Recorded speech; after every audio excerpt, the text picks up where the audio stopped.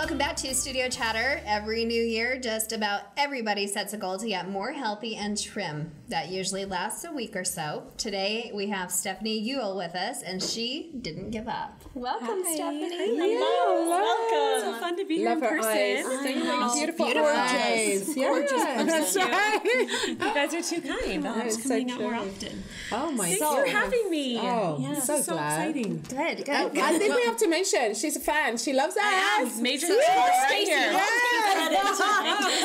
I'm your big fan too, girl. So that's what we've heard, and everybody has kind of a story. So we're interested in hearing your story and kind of what started. Backstory. Right. So, my story, I think, is like so many other men and women, because I grew up pretty active. I always loved to dance.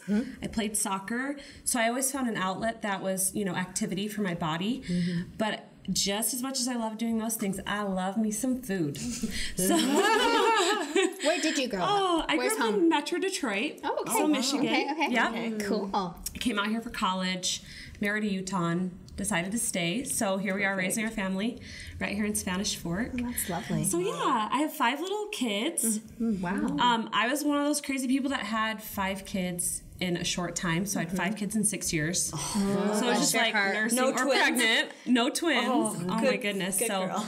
I was just, that whole part of life for me. I was so enthralled in motherhood and becoming a new mom and having these cute babies, and my home was crazy and so busy, and I just loved it. Right. And I continued to love the food, but I kind of started to neglect physical activity. I think a lot of us can relate to that kind of story. Being a mommy of young ones, it's hard to have time for yourself. Yeah, and just thinking about getting up early in the morning to like hit the gym or something was just not on my radar. It's like a reward and a comfort sometimes. Yeah. Like I've done this all day. Like I want my treat. Diet Coke, right? Oh, I would go like drive through Starbucks and be like, girl, you deserve a hot chocolate. You get that muffin, You had a rough night. I know, just all the babies crying. It's just kind of was my escape. I mean, I just found a lot of comfort in food, and then lack of activity as far as like getting a really good sweat on every day. I mean, I was holding babies and nursing and up at night, not getting good sleep. So like, it's just a perfect storm. For the weight to creep on. Did you struggle with weight before you had the children? I have to say though, like as a teenager and a youth growing up, I definitely always wanted to be thinner. Okay. I kind of had like always a pudgy belly.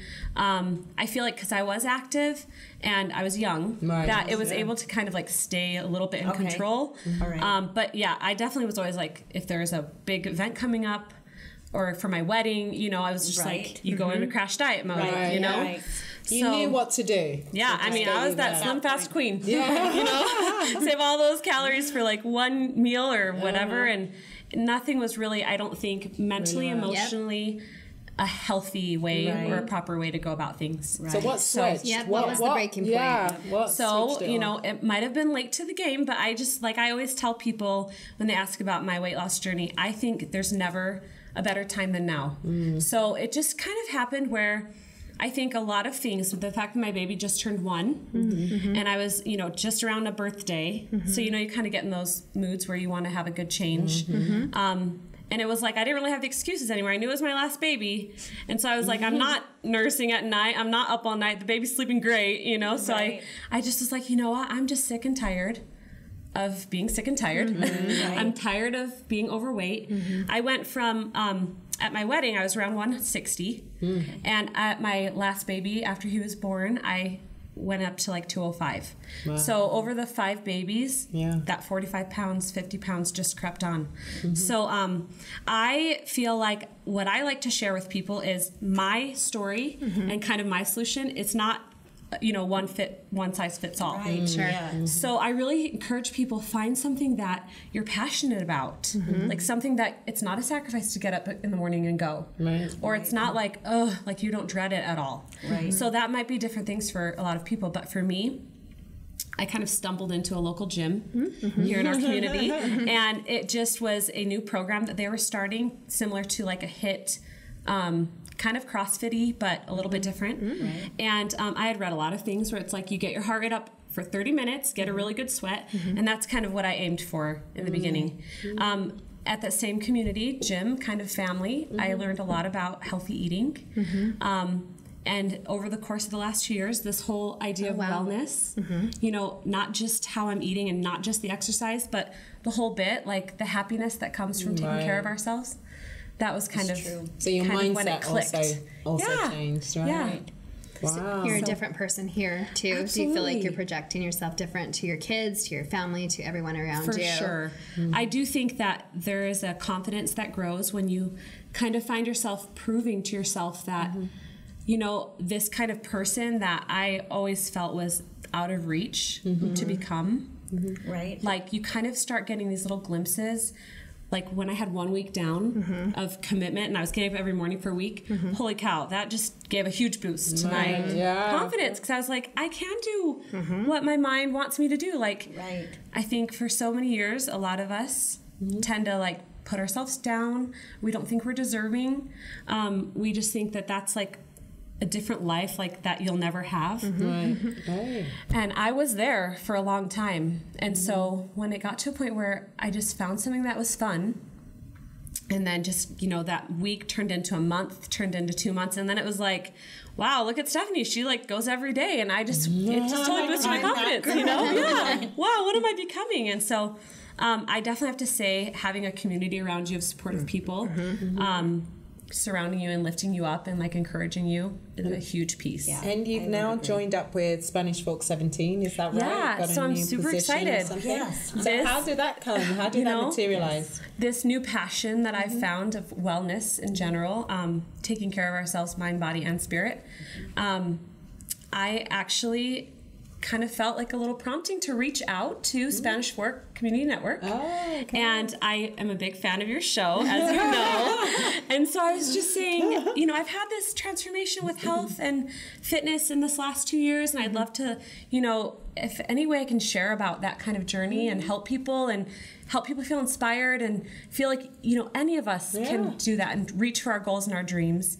What can I do to help share that message, you know? So awesome. And so, so here I am. Because I think a big part of us going through trials or hard things is, can we get on the other side? Now what can I do with all the knowledge that I have gained? Yeah, and you know what?